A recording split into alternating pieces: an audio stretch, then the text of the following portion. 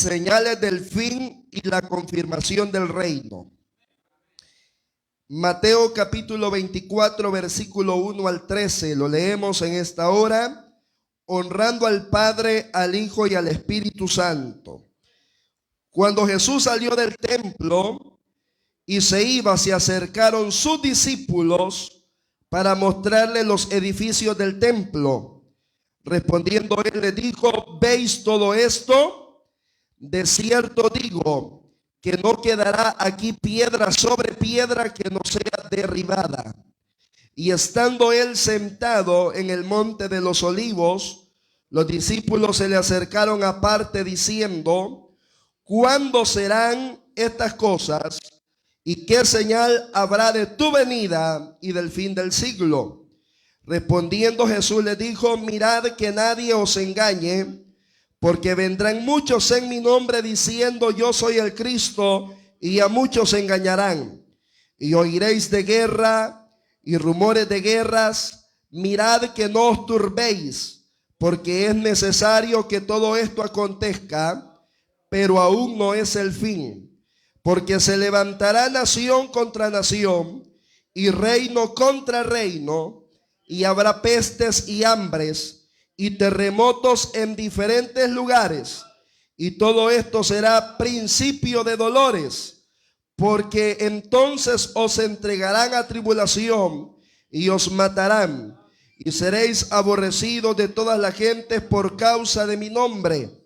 Muchos tropezarán entonces y se entregarán unos a otros, y unos a otros se aborrecerán. Y muchos falsos profetas se levantarán y engañarán a muchos. Y por haberse multiplicado la maldad, el amor de muchos se enfriará. Mas el que persevere hasta el fin, este será salvo. Oramos en esta hora. Padre que estás en el cielo, te damos gracias, amado Dios, en esta tarde por este privilegio, por esta bendición, por esta oportunidad, mi Dios amado, que nos concede, que nos regala de estar una vez más reunidos para darte gloria, honra y alabanza. Lo hemos hecho, Señor, te hemos dado adoración, te hemos dado exaltación en esta hora. Glorificamos tu nombre y ahora pedimos, Señor, que tu Espíritu Santo hable a nuestra vida a través de tu palabra, Señor. Queremos recibirla, queremos atesorarla con gozo y alegría, Señor amado, sabiendo que es tu palabra lo que da vida, lo que da gozo, lo que da paz a nuestra alma. En el nombre de Jesús, gracias, Señor. Amén y amén. Gloria al Señor. Pueden tomar sus asientos, hermanos. Señales antes del fin y la confirmación del reino. Explicábamos el domingo pasado acerca de la triple pregunta que los discípulos hacen al Señor a raíz de una declaración que Jesús hace también al decir que no quedará piedra sobre piedra que no sea derribada, hablando del templo en Jerusalén. Este sería, hermanos, ya el tercer templo de Jerusalén, y el Señor está anunciando la destrucción de él. No voy a ahondarme más en esto porque lo explicamos el domingo pasado y lo voy a tocar más adelante también. Sin embargo, cuando llegan al monte de los olivos, los discípulos hacen tres preguntas. Dinos, ¿cuándo serán estas cosas? ¿Qué señal habrá de tu venida? ¿Y qué señal habrá del fin del siglo?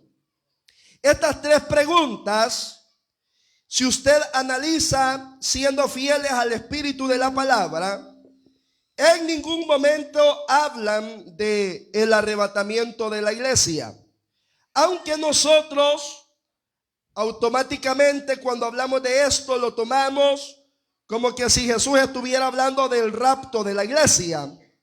Pero debemos de entender de acuerdo a lo mismo que los discípulos están preguntando para comprender cuál es la respuesta. Porque muy fácilmente nosotros podemos tener nuestros prejuicios, nuestros pensamientos, nuestros ideales, pero no es eso realmente lo que la palabra está diciendo. Y a raíz de lo que mencionábamos el domingo pasado, explicábamos la última de las preguntas que le hacen al Señor, porque Jesús las responde en un orden diferente al orden que le hacen. Le preguntan: ¿cuándo serán estas cosas?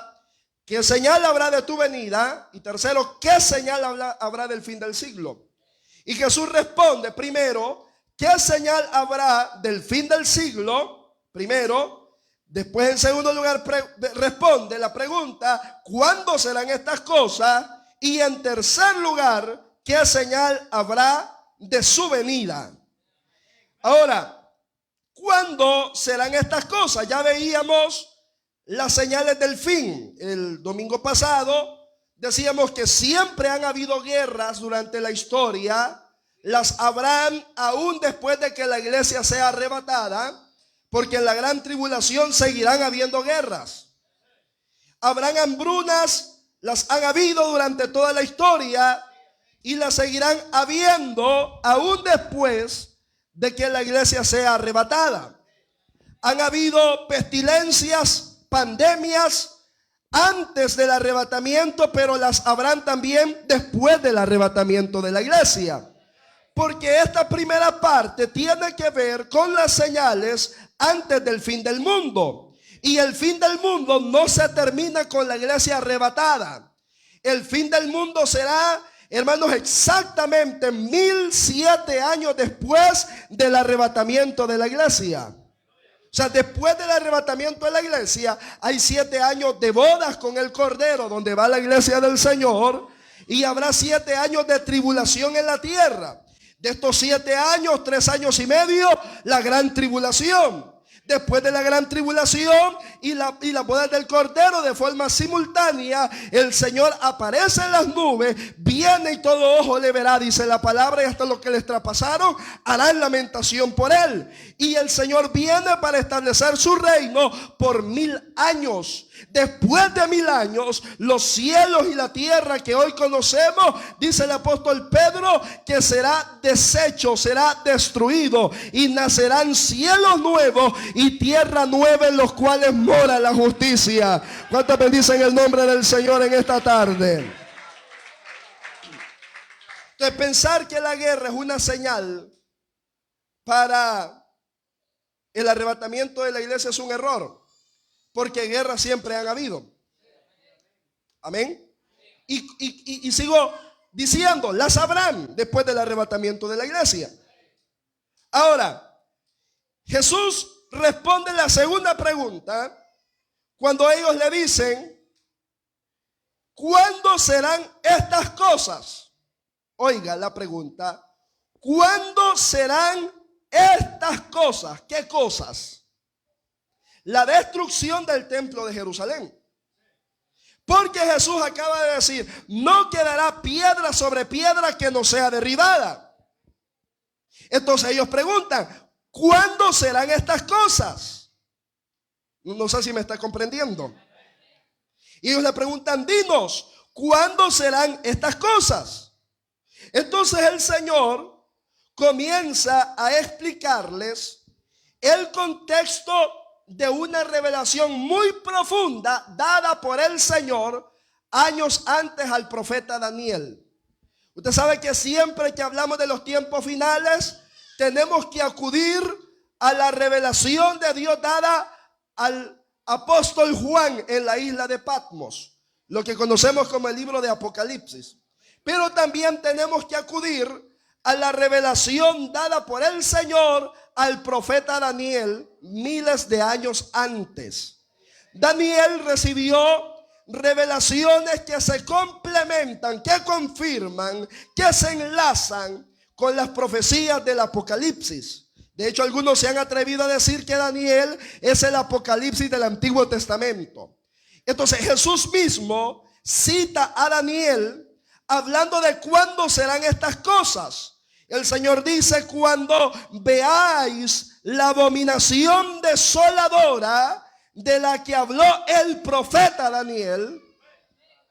y dice, el que lea entienda. Eso es una frase parecida a lo que dijo el Señor: el que tiene oídos para oír, que oiga. Es un llamado de atención, es un llamado para que prestemos atención a esas palabras. Ahora, cuando vemos la idea de Daniel, hermanos, Daniel recibió una revelación donde en 3 momentos él hablaba de la abominación desoladora. Ahora, quiero explicarle un poquito acerca del templo. El templo de Jerusalén, el templo símbolo de la adoración judía, el primer templo fue una invención de David. David propuso en su corazón construir casa para Jehová. No se le permitió a él construirlo, sino que Dios decidió que fuese Salomón quien levantara templo para el Señor. Ese templo fue destruido y años después, en la deportación, mis hermanos, después de la deportación, en tiempos de Nehemías, el templo fue reconstruido. Amén. En tiempos de Nehemías, el templo volvió a ser reconstruido. Pero años más tarde, específicamente, este vendría siendo el segundo templo, el templo reconstruido en tiempos de Nehemías y Esdras. Pero en el año 186 antes de Cristo, por mano de los Seleucidas, que eran algunos griegos que tomaron control, especialmente Antíoco IV y Epifanes, que toman control sobre Jerusalén, destruyen también el segundo templo. Y el templo que ahora Jesús está observando, que Jesús está viendo, sería el tercer templo, que fue construido aproximadamente en 30 años por Herodes el Grande. Es decir, ese templo que Jesús está viendo es un templo relativamente nuevo. De aquí la confusión de algunos estudiosos que dicen que será construido un tercer templo, cuando históricamente no es un tercero, es un cuarto templo el que se va a construir. Desde la época, de que voy a explicar cuándo fue esto, en el año 70 después de Cristo, el templo en Jerusalén fue destruido. Y desde el año 70 hasta la fecha, los judíos no tienen templo. Ellos saben exactamente a dónde estaba construido este templo, pero no lo tienen físicamente. Tienen ya las maquetas, las ideas y todo para construirlo, pero hay un problema. La tierra donde el templo había sido construido, esa tierra está ocupada. Y ahí está construida la mezquita de Omar, que es un símbolo de la religión islámica. Por eso los judíos, usted lo va a ver en el llamado Muro de los Lamentos, que es el lugar apenas donde ellos pueden acercarse a orar. Y usted me dirá, ¿y eso qué tiene que ver con todo esto? ¿Qué tiene que ver con nosotros? Tiene que ver mucho. Porque el cuarto templo es el templo que se construirá probablemente, no lo aseguro, pero probablemente la iglesia verá vestigios de la construcción de ese templo. Porque es en ese templo donde se sentará también el anticristo. En medio de la semana, dice Daniel. Ahora, la abominación desoladora tiene 3 momentos. Y míreme bien para acá, no esté agachado. Hay 3 momentos donde esto de la abominación desoladora está. Y resulta que en primer lugar sucede, y la menciona Daniel en 3 momentos. Daniel 9:27, Daniel 11:31 y Daniel 12:11. En Daniel 9:27 habla de la abominación desoladora durante la gran tribulación. En Daniel 11:31 está hablando de la abominación desoladora en manos de los Seleucidas griegos. Y en Daniel 12:11 se está hablando de la abominación desoladora en el año 70 después de Cristo. Ahora, ¿qué pasó en el año 70? En el año 70 se cumplió a plenitud la primera abominación desoladora. El Señor dijo, no quedará piedra sobre piedra de este templo que no sea derribada. Y así pasó.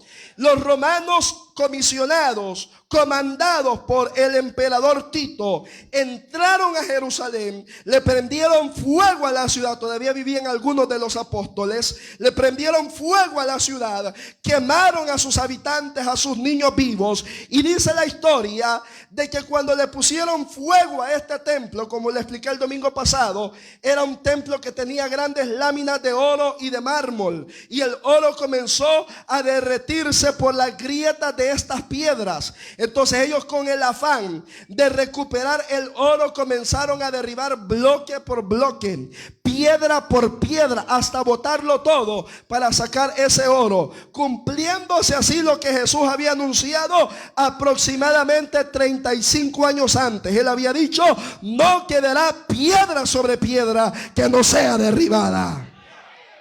La palabra del Señor se cumple.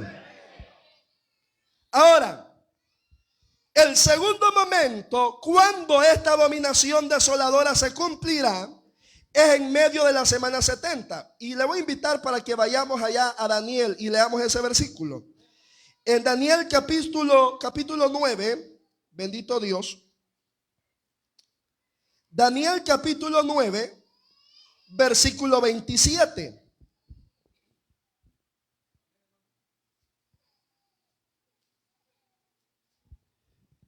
(9:27) de Daniel. Amén.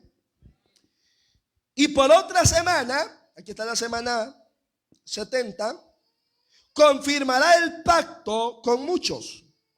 A la mitad de la semana, a la mitad. ¿Cuánto es la mitad de una semana?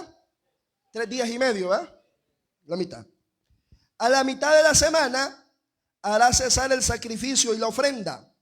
Después, con la muchedumbre de las abominaciones, vendrá el desolador, hasta que venga la consumación y lo que está determinado se derrame sobre el desolador.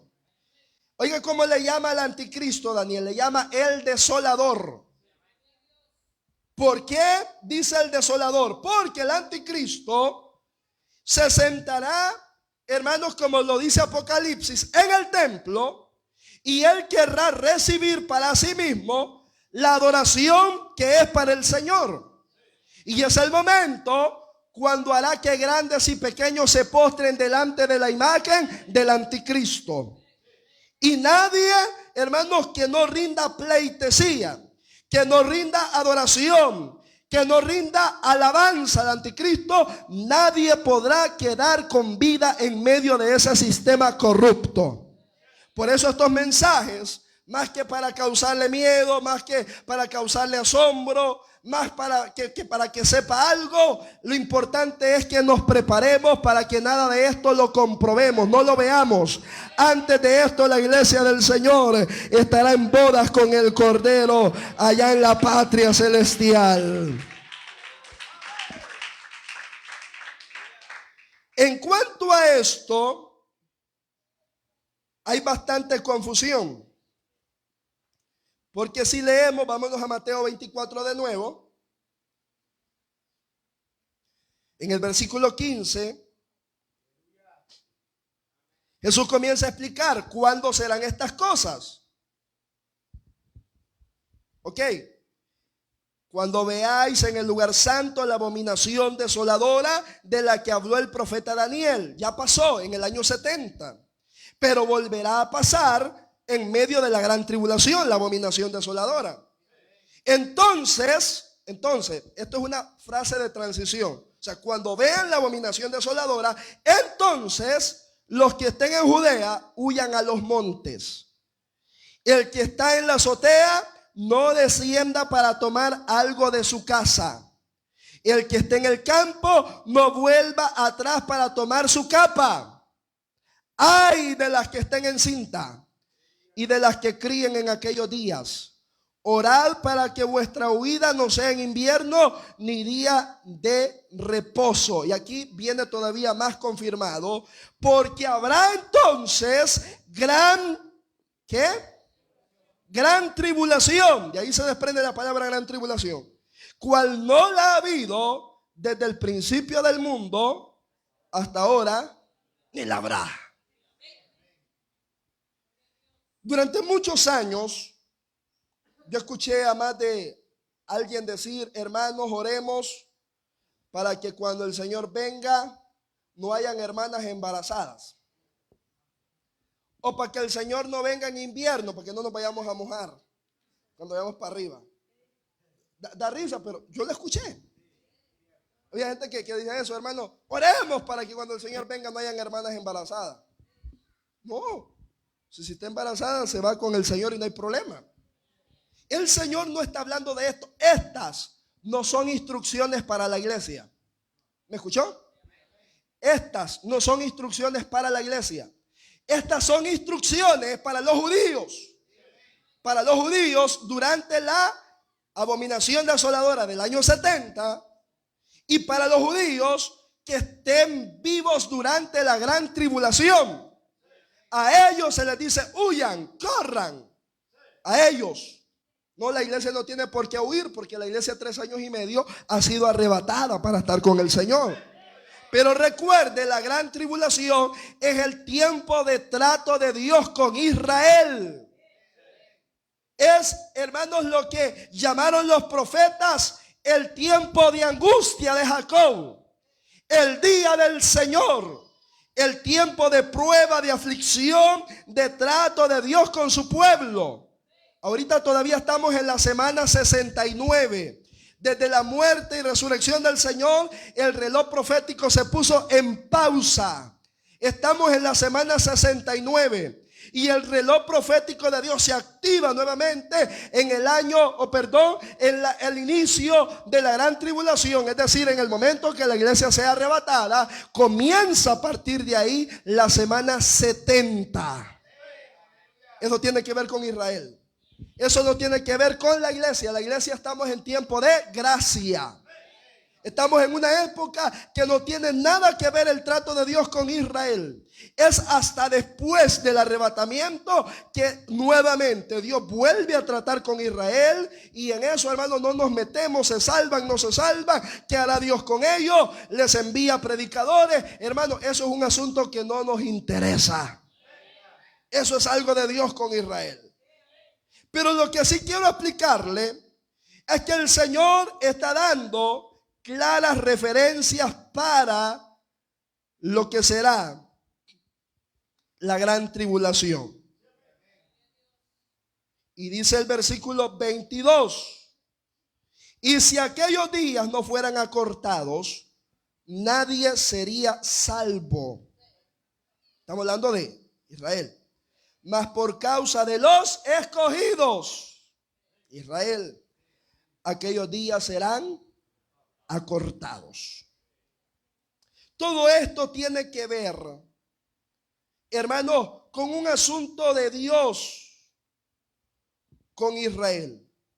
Un trato de Dios con Israel. ¿Cuándo sucederán estas cosas? Hablando del símbolo del templo. La iglesia del Señor, y mira, aquí hay un secreto, un misterio. ¿Por qué ahorita Israel no tiene templo? Muy sencillo. Porque ahorita el templo de Dios es la iglesia. ¿Me escuchó? ¿Por qué Israel no tiene templo? ¿Por qué el trato de Dios con Israel está ahí detenido? No hay un templo físico.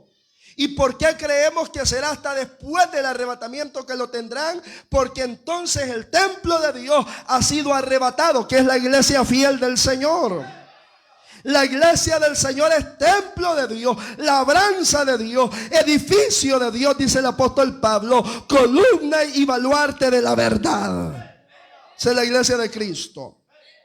Entonces la iglesia del Señor es arrebatada, es el edificio de Dios, es el templo de Dios. Entonces vuelve su trato con el pueblo de Israel. Ahora, la tercera pregunta que se hacen los discípulos y que se la hacen al Señor es: ¿qué señal habrá de tu venida? Y comienza el Señor, hermanos, a explicar que durante la gran tribulación habrán falsos cristos todavía. Versículo 23. ¿Lo tenemos? Entonces, si alguno dijere, mirad, aquí está el Cristo, o mirad, allí está, no lo creáis, porque se levantarán falsos cristos, esto es durante la gran tribulación, y falsos profetas, y harán grandes señales y prodigios de tal manera que engañarán, si fuere posible, aún a los escogidos, Israel. Ya os lo he dicho antes, así que si os dijeren, mirad, está en el desierto, no salgáis, o mirad, está en los aposentos, no lo creáis, porque como el relámpago que sale del oriente y se muestra hasta el occidente, así será también la venida del Hijo del Hombre. Oiga esto, porque donde quiera que estuviere el cuerpo muerto, ahí se juntarán las águilas. E inmediatamente, después de la tribulación de aquellos días, el sol se oscurecerá y la luna no dará su resplandor, y las estrellas caerán del cielo y las potencias de los cielos serán conmovidas. Versículo 30, es clave. Entonces, ¿aparecerá qué? ¿Qué? La señal del Hijo del Hombre. Me voy a quedar ahí. La gente, como que a veces aún nosotros los cristianos como que no tuviéramos la Biblia. Y cada vez que se oye allá en Medio Oriente que hay guerra, hermano, ya viene Cristo. ¿Se ha fijado gente? Que está temblando, ya viene el Señor. Cuando tiembla se acuerda que viene Cristo. No, yo espero al Señor, tiemble o no tiemble. Gracias. Yo espero al Señor, haya guerra por allá o no haya. Es que hemos malentendido la palabra. El arrebatamiento de la iglesia será sorpresivo. Será sorpresivo. ¿Y qué entiende usted por sorpresivo? De repente, sin aviso, el Señor dijo que sería como ladrón en la noche. Y usted está esperando, ¿qué señal habrá que el ladrón va a venir? Anda buscando señales. No, hermano, llega de repente. Así será la venida del Hijo del Hombre. Aparecerá cuando no penséis, dijo el Señor. Hermano, será un asunto sorpresivo. Será versículos después donde el Señor da vestigios del arrebatamiento. Porque dice, por ejemplo, que será como el relámpago. Yo le pregunto, ¿qué señales hay de un relámpago? ¿Ah? ¿Qué viene antes del relámpago? No, el relámpago no lo anticipa nada. No hay nada. El Señor dijo que sería como en los días de Noé, que apenas comenzó a llover, pero parece ser de que la inundación fue de repente, porque rápido lo vemos también pidiendo entrar al arca. El Señor dijo de que dos estarán en el campo, el uno será tomado y el otro será dejado. Dos mujeres estarán en el molino, una será tomada, la otra será dejada. ¿Cuál es el llamado en cuanto al arrebatamiento de la iglesia? Es estar viendo noticias para asustarnos. No, dijo el Señor, velad pues, porque no sabéis a qué hora ha de venir vuestro Señor. Dejémosle la conspiración, el sensacionalismo al mundo.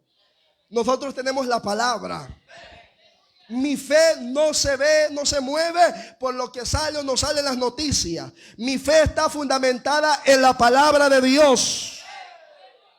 Y quiero, hermano, recordarle una vez más lo que le he enseñado. Mateo 24 no son señales para el arrebatamiento de la iglesia. Segunda venida de Cristo y arrebatamiento no es lo mismo. Amén. Que en otros lados se confunda la gente y no sabe diferenciar segunda venida y arrebatamiento. Yo tengo ya casi 6 años de pastorear esta iglesia y los hermanos saben que constantemente yo le enseño, le recuerdo que arrebatamiento y segunda venida no es lo mismo.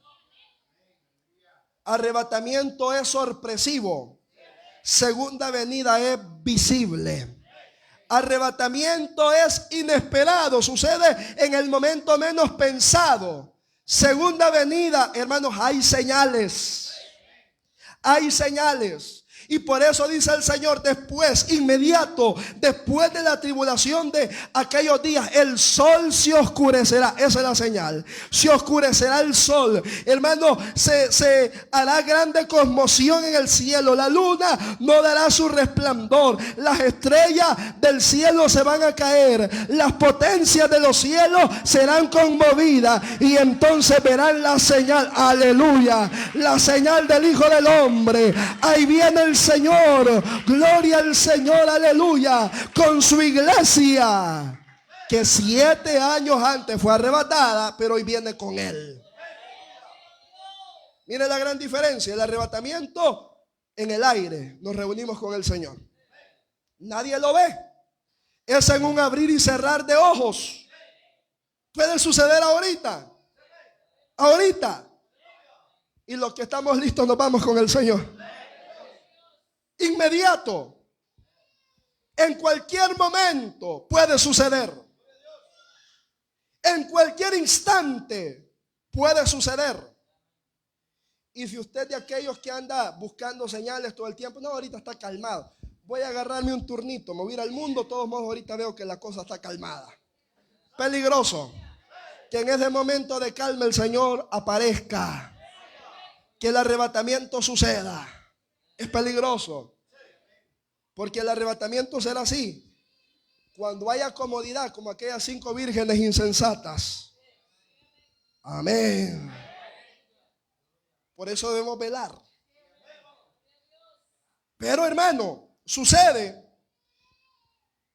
de que 7 años de gran tribulación, o más bien 7 años de tribulación, 3 años y medio de gran tribulación, vienen sobre el mundo. Y 7 años después, o sea, después del arrebatamiento de la iglesia, aquellos que estaban peleándose entre ellos se ponen de acuerdo para atacar todos a Israel. Ese es el sentido. Y hacer guerra contra el Señor en el valle de Megiddo, conocida como la guerra de Armagedón.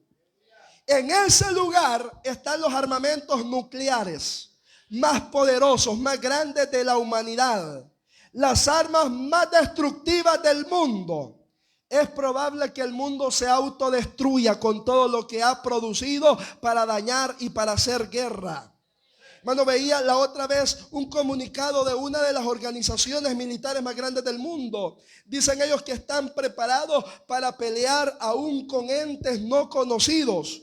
Hermano, esto ya nos anticipa algo tremendo. Ellos saben que se avecina algo y ellos no tienen la palabra, pero nosotros sí la tenemos y sabemos qué es lo que se avecina.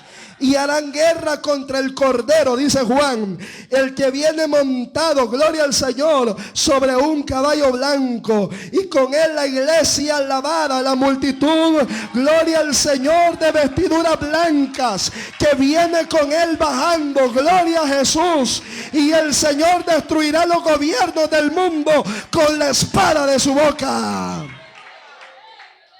Pone su pie sobre el valle de Megiddo y es proclamado Rey de Reyes y Señor de Señores.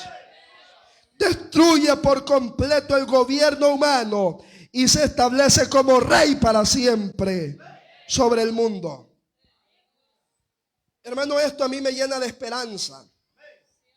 Yo no sé a usted. Usted que en todo el tiempo que hay política y anda peleando, va por partidos políticos, que se cambia bandera cada rato. No, hermano, mi esperanza para que toda la corrupción en este mundo termine, porque viene uno más corrupto que el anterior y aparece otro con otras mañas de corrupción siempre, porque sea todo hombre mentiroso, pero Dios es veraz. Y es maldito el hombre que confía en el hombre, dice la palabra. Pero muy pronto aparecerá el Rey de Reyes, que vendrá a poner todas las cosas en su lugar, que establecerá el orden sobre este mundo desordenado y que propondrá, hermanos, el verdadero orden que el mundo necesita. Oiga lo que dice el Señor: aparecerá la señal. ¿Cuál es la señal? Verlo. ¿Se da cuenta? Él viene, Él está ahí, todo ojo le verá. Los que le traspasaron lo van a ver. ¿Y quiénes son los que le traspasaron? El gobierno humano. Recuerda, el Señor murió en mano de los romanos, el imperio de ese momento. Todos los gobernantes del mundo de la época moderna estarán ahí perplejos ante el aparecimiento del Hijo de Dios, del Rey de Reyes. Dice uno de los profetas que ese día no hay nadie que se pueda quedar de pie. Todos van a doblar sus rodillas delante del Dios eterno manifestado. Hermanos, las rodillas de aún de los gobernantes, dice uno de los profetas, van a chocar unas con otras. Las quijadas, hermanos, van a temblar ese día. El mundo entenderá por fin de que el verdadero rey, el verdadero dueño del universo ha aparecido, y Él es el Rey de Reyes, Él es el Señor de los señores, y aún todos los linajes de la tierra sabrán de que Él es el Rey todopoderoso. El Señor está respondiendo a esta pregunta. Una pregunta muy interesante. ¿Qué señal habrá de tu venida? Note, no dice qué señales. Amén. No está diciendo qué señales habrán. No. ¿Qué señal? Una. ¿Y cuál es esa señal? El aparecimiento. En la segunda venida.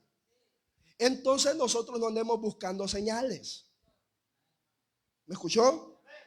Nosotros lo que tenemos que estar es apercibidos. Hermano, hay que tener muchísimo cuidado con todos esos sensacionalistas, entre comillas, escatólogos. Mire, yo del tiempo que tengo memoria, y tengo alrededor de unos 3 libros del mismo autor. Por ética no digo su nombre, pero es un escatólogo. Y si usted me pregunta después, le digo quién es para que evite de escucharlo. Pero este escatólogo, en 3 libros diferentes, habló de 3 anticristos diferentes. Y yo en vivo lo escuché decir allá por el año 2002 que el anticristo era el presidente de Estados Unidos de esa época. Años después dijo que no, que se había equivocado, y que el anticristo era el príncipe Felipe de España, y le ubicaba a él hasta que tenía tendencias un poco extrañas, ubicando el pasaje de la Biblia donde dice que el anticristo no hará caso del amor de mujeres. Entonces él dijo, este hombre no se ha casado, quizás es poco raro, entonces él es el anticristo. No pasó mucho tiempo cuando el príncipe de Asturias se casó y se le cayó su supuesto anticristo. Amén. Luego aparece Barack Obama, el primer presidente de color de los Estados Unidos, y él dijo, no, es Barack Obama el presidente. Y no falta el que dice ahora que Donald Trump es el presidente de Estados Unidos y dicen que es el anticristo. Otros por ahí dicen que hasta el presidente de nuestro país es el anticristo. Hay de locos a locos, hermano. Entonces la gente hace toda una confabulación de quién será el anticristo. A mí me tiene sin cuidado. Eso a mí me tiene sin cuidado. ¿Yo para qué voy a investigar quién va a ser el anticristo? ¿En qué me beneficia? ¿En qué me sirve? Si la Biblia dice que ya está en acción el misterio de la iniquidad. Desde los tiempos bíblicos el espíritu del anticristo ha estado presente. Y yo, en lugar de dedicarme a esas teorías conspirativas, ahorita hubieron un montón de escatólogos asegurando, aun cuando yo prediqué el mensaje el domingo pasado, yo aseguraba algunas cosas de estas, diciendo no nos alarmemos por situaciones que a veces la gente dice. Usted veía de que habían escatólogos diciendo, esta es la 3ª guerra mundial, no hay para dónde. Ya firmaron un acuerdo de paz. ¿Se da cuenta? ¿Y dónde queda aquella teoría? Por eso le digo, no creamos a lo que ellos dicen, creamos la palabra. Yo no estoy esperando ni tercera guerra mundial. Yo no estoy esperando ver quién es el anticristo. Yo estoy esperando al Señor. Y yo lo espero velando, gloria a Dios. Y lo espero preparado para recibirle. No nos dejemos mover de nuestro modo de pensar. Cuando predico este mensaje me acuerdo de la primera y segunda carta del apóstol Pablo a los tesalonicenses. Esas son cartas de enseñanzas que buscan recordarle a la iglesia el acontecimiento eminente del arrebatamiento y la segunda venida. No se muevan del modo de pensar, ni por carta nuestra, dice el apóstol Pablo. No se dejen de mover en el sentido de la venida del Señor y nuestra reunión con Él. La venida del Señor, la segunda venida, y nuestra reunión con Él, el arrebatamiento de la iglesia. Así que yo le invito, leamos la palabra. Empapémonos más de la palabra para que, hermanos, no vivamos una vida de supersticiones. El mundo, y yo he hecho mucho énfasis en este mensaje, en eso. Está bien que el mundo sea supersticioso porque no tiene la palabra y no tienen el Espíritu Santo. Pero nosotros tenemos la palabra. Leámosla. Vivamos la palabra. Porque esa es la única manera como podemos estar preparados. Yo voy finalizando. ¿Cuál debe ser la actitud de la iglesia frente a los últimos tiempos entonces? El Señor dice que debemos vigilar. Amén. Velar, dice el Señor. Pero también debemos ser perseverantes. Porque el Señor dice que el que persevere hasta el fin, este será salvo. Y ese fin, no hablamos del fin del mundo, sino el fin de nuestra vida en esta tierra. Y el fin nos puede llegar por la muerte misma o el arrebatamiento de la iglesia. O sea, el fin suyo es diferente al fin mío. Amén. No sabemos cuándo será su final, cuándo será el mío, pero cuando llegue nuestro propio fin, quiera Dios que estemos perseverando, que seamos fieles en tercer lugar, fieles a Dios, fieles a su palabra, y en cuarto lugar, que seamos prudentes. Porque en el capítulo 25 el Señor hablará de la parábola de las 10 vírgenes, 5 insensatas y 5 prudentes. ¿Cómo está usted? ¿De cuáles es usted? Y hay otra parábola de los talentos, de aquel que recibió talentos, 5 talentos, fue, los invirtió, trabajó, se esforzó. El de 10 talentos lo mismo, todos los demás, pero el que le dieron uno, ¿qué hizo? Lo enterró. ¿Y qué le dijo el Señor? Siervo malo y negligente. Una cosa tenías que hacer, tenías que trabajar. Aleluya. Porque hoy se ha metido esa idea en la iglesia de que como la salvación no es por obras, dice, no, yo ahí voy tranquilo, todo el mundo es necesario, pues esforzarme, Dios sabe. No, hermano. Dios le ha dado, ha puesto algo en sus manos, le ha dado una herramienta, y esa hay que usarla para provecho de su obra, para avance de su obra. Eso habla de un siervo fiel que hace la obra de Dios. ¿A dónde fue echado el siervo? No lo digo yo, así lo llamó Jesús. El siervo inútil, a las tinieblas de afuera. Y al otro se le llamó siervo fiel. Ven, pues, siervo fiel. En lo poco has sido fiel, sobre mucho te pondré. Entra en el gozo de tu Señor. Quiera Dios que también nosotros seamos siervos fieles, siervos perseverantes, siervos vigilantes, siervos prudentes, para que al sonar de la final trompeta podamos decir, heme aquí, Señor, y subamos gloriosos como una iglesia ataviada, preparada para recibir al Señor en el aire. Denle su ofrenda de palmas al Señor.